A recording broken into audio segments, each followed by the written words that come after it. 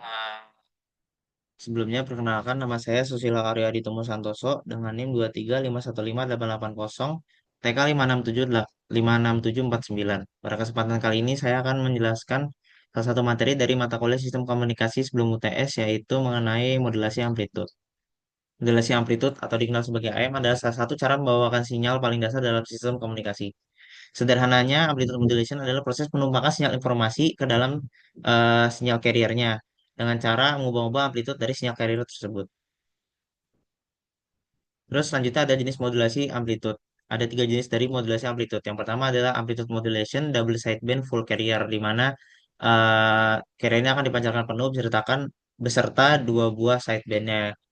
Terus selanjutnya ada double sideband suppressed carrier, di mana yang akan dipancarkan yaitu dua pita sidebandnya dan akan menghilangkan carriernya. Lalu yang terakhir adalah single sideband, di mana hanya satu buah pita saja yang akan dipancarkan antara upper sideband atau lower sideband.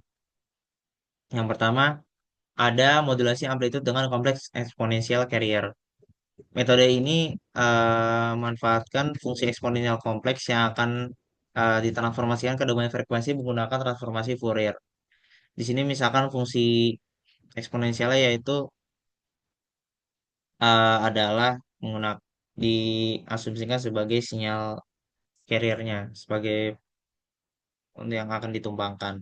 Di mana fungsi eksponensial diekspresikan dengan VC E J omega C kali T. Lalu kita bisa pecah menggunakan identitas Euler menjadi sebuah fungsi sinusoidal yang terdiri dari komponen cos dan sinus. Sehingga sinyal termodulasinya dapat dituliskan sebagai ST sama dengan MT VC cos omega C T tambah J MT sin omega C T. Jika kita lihat dari persamaan isyarat apa sinyal termodulasi ini dapat dilihat ada dua buah komponen yaitu komponen real dan juga komponen imajiner. Untuk komponen real disebut sebagai inverse dan untuk imajiner disebut sebagai kuadratur. Lalu berdasarkan sifat pergeseran frekuensi pada transformasi Fourier, fungsi MT kali E pangkat J omega C T jika ditransformasikan Fourier maka akan menghasilkan pergeseran frekuensi di domain frekuensinya. Lalu yang kedua, modulasi amplitude dengan sinusoidal carrier dengan bentuk carriernya adalah sinyal sinusoidal. Misalkan sinyal informasinya adalah FM cos 2pi FMT dan sinyal carriernya itu adalah CT sama dengan VC cos 2pi FC kali T dengan frekuensi carriernya itu jauh lebih tinggi dibandingkan frekuensi sinyal informasinya. Lalu amplitude amplitude saatnya akan menjadi AT sama dengan VC ditambah VM cos 2pi FMT. Lalu sinyal termodulasinya diekspresi, diekspresikan sebagai ST sama dengan AT kali cos 2pi FC kali T. Di mana didapatkan bentuk akhir dari sinyal termodulasinya adalah ST sama, S fungsi dari T sama dengan VC cos 2pi FCT ditambah M VC per 2 dikali cos 2 pi FC min FM kali T ditambah M F VC per 2 cos 2 pi FC plus FM kali T. Di sini kita bisa lihat kalau komponen yang pertama ini adalah FC-nya, lalu yang kedua ini adalah lower sideband-nya, dan yang ketiga adalah upper sideband-nya. Lalu cara umum daya dari sebuah sinyal sinusoidal VT itu dapat didefinisikan sebagai V puncak dikalikan cos omega T. Nah, dari isyarat modulasi di atas, kita bisa mencari tahu daya yang dipancarkan dari masing-masing komponennya. Yang pertama, daya yang dipancarkan pada sidebandnya, yaitu adalah penjumlahan dari upper sideband ditambah lower sideband, di mana totalnya adalah M kuadrat VC kuadrat per 4. Lalu selanjutnya, ada daya dari carriernya. di mana daya yang dipancarkan oleh carriernya adalah VC kuadrat per 2. Lalu selanjutnya, sehingga daya totalnya dihasilkan adalah PC dikali 1 plus M kuadrat per 2. Daya total sangat bergantung pada indeks modulasi atau M. Jika tidak ada modulasi atau M sama dengan 0, maka daya total hanya berupa daya carrier. Pada modulasi maksimal M sama dengan 1, daya pada kedua sideband hanya menyumbang 33% dari total daya, sementara 66,7% daya terbuang hanya untuk mentransmisikan carrier yang tidak membawa informasi apapun. Artinya, eh, untuk modulasi amplitude yang menggunakan DSBFC, tentu itu sangat terjadi pemborosan daya, karena hanya 33% daya yang digunakan untuk mentransmisikan informasi, sementara sisanya digunakan untuk menumpangkan carriernya, dan ini sangat-sangat boros. Lalu selanjutnya, eh, modulasi amplitude double sideband full carrier atau DSB-FC. Teknik modulasi di mana amplitude sinyal pembawa diubah sesuai sinyal informasi dengan pembawa itu sendiri tetap dikirimkan secara utuh bersama dua buah sidebandnya. Untuk sinyal termodulasi dari double sideband full carrier itu bentuknya sama seperti modulasi amplitude pada umumnya, di mana ada tiga buah komponen ini. Komponen carriernya ini komponen lower sidebandnya, ini komponen upper sidebandnya. Upper sidebandnya. Kak, karena menggunakan dua buah sideband, maka bandwidth yang dibutuhkan adalah 2 dikali frekuensi maksimal dari sinyal pesan. Meskipun boros daya dan bandwidth dibandingkan single sideband atau double sideband suppressed carrier, DSBFC memiliki satu keunggulan mutlak yang membuatnya menjadi standar siaran publik selama puluhan tahun, yaitu karena kemudahan dalam demodulasi. Lalu penerimanya murah, karena carrier disertakan secara penuh, sisi penerima hanya membutuhkan rangkaian detektor selubung atau envelope detector, yang terdiri dari satu buah dioda, satu buah resistor, dan satu buah kapasitor. Yang terakhir juga tidak memerlukan sinkronisasi, karena dengan carrier yang terbawa, maka seluruhnya informasi juga terbawa dengan keseluruhan, sehingga tidak ada informasi yang hilang atau yang rusak. Penerima tidak perlu membangkitkan frekuensi pembawa sendiri untuk mengambil informasinya, sehingga radio amplitude modulation bisa diproduksi secara massal dengan biaya yang sangat rendah. Selanjutnya ada modulasi amplitude double sideband suppressed carrier atau DSB-SC.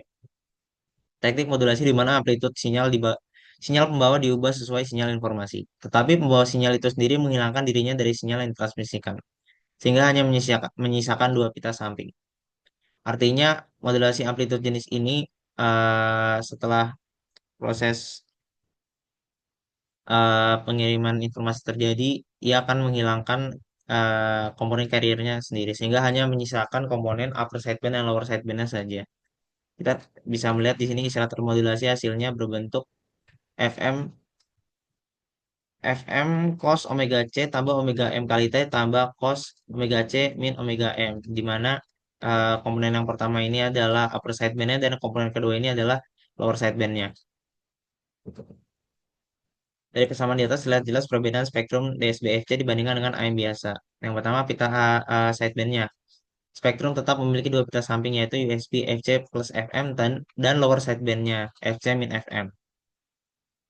Lalu perbedaannya yaitu nampak pada DSBSC tidak membawa carrier. Tidak ada garis impuls di frekuensi tengah atau FC karena sinyal membawa dihilangkan. Daya yang biasa terbang pada carrier kini tidak ada lagi. Lalu untuk bandwidthnya, bandwidth yang dibutuhkan tetap sama karena sideband yang dibawa yaitu dua buah upper sideband dan lower sideband, sehingga menyebabkan bandwidthnya tidak berubah.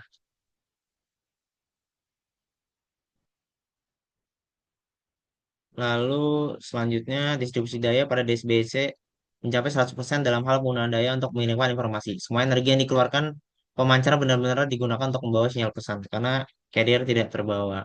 Meskipun sangat hemat daya, DSBC memiliki kelemahan besar pada sisi penerima yang membuatnya tidak digunakan untuk siaran radio publik. Yang pertama, hilangnya referensi. Karena tidak ada carrier yang dipancarkan, penerima kehilangan pegangan untuk mengetahui frekuensi dan fasa asli pemancar secara tepat. Lalu digunakanlah metode deteksi koheren atau synchronous detection, di mana penerima harus memiliki sirkuit canggih seperti phase loop atau PLL untuk membangkitkan kembali carrier lokal yang benar-benar sinkron dengan pemancar.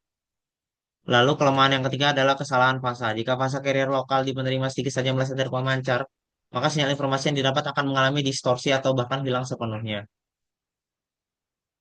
Selanjutnya, eh, teknik modulasi amplitude terakhir yaitu single sideband, di mana teknik modulasi amplitude ini hanya melewatkan satu satu buah sideband.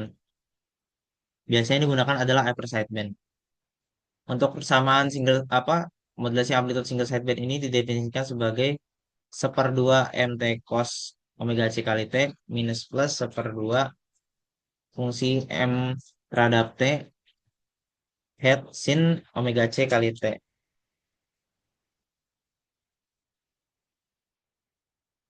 Selanjutnya, jika MT sama dengan misalkan jika MT sama dengan Vm cos omega M kali T, maka M hat T sama dengan Vm sin omega M kali T. Untuk upper side band-nya persamaannya menjadi Vm per 2 cos omega C plus omega M kali T. Ada dua cara untuk mendapatkan persamaan matematis untuk single sideband. Yang pertama menggunakan metode filter atau domain frekuensi, lalu yang kedua adalah menggunakan transformasi Hilbert atau pergeseran fase. Lalu selanjutnya adalah mengenai demodulasi amplitude modulation. Terdapat dua metode utama untuk melakukan demodulasi amplitude modulation. Yang pertama adalah envelope detection atau deteksi selubung. Deteksi selubung adalah metode demodulasi yang paling sederhana dan paling ekonomis. Metode ini hanya dapat digunakan untuk sinyal amplitude modulation double sideband full carrier, di mana sinyal carrier dipancarkan secara penuh. Rangkaian ini bekerja dengan cara menyearahkan sinyal AC dan mengikuti puncak-puncak atau selubung luar dari gelombang amplitude modulation yang membawa informasi. Rangkaian yang digunakan cukup sederhana, yaitu terdiri dari sebuah dioda, sebuah resistor, dan sebuah kapasitor. Tahap operasinya adalah dioda akan berfungsi untuk memotong bagian negatif dari sinyal AM. Lalu kapasitor akan mengisi muatan saat tegangan naik dan membuang muatan secara perlahan melalui resistor saat tegangan turun. Terbatasan dari envelope detection ini adalah jika indeks modulasinya lebih dari satu atau overmodulation, maka selubung sinyal akan terdistorsi dan suara yang dihasilkan akan pecah atau rusak. Lalu selanjutnya adalah synchronous detection atau deteksi sinkron. Deteksi sinkron adalah metode yang lebih kompleks dan wajib digunakan untuk sinyal yang tidak memiliki KDR penuh seperti DSBC dan SSB. Metode ini bekerja dengan mengalihkan kembali sinyal yang diterima dengan sebuah sinyal membawa lokal atau lokal carrier yang dibangkitkan dalam alat penerima. Ya, sinyal membawa lokal harus memiliki frekuensi dan fase yang benar-benar identik dengan sinyal pembawa di sisi pemancar. Alur kerjanya pertama sinyal diterima, lalu sinyal modulasi didefinisikan, lalu dikalikan dengan lokal carrier atau lokal osilatornya pada penerima, lalu akan dilewatkan pada low pass filter, selanjutnya akan dihasilkan informasi aslinya.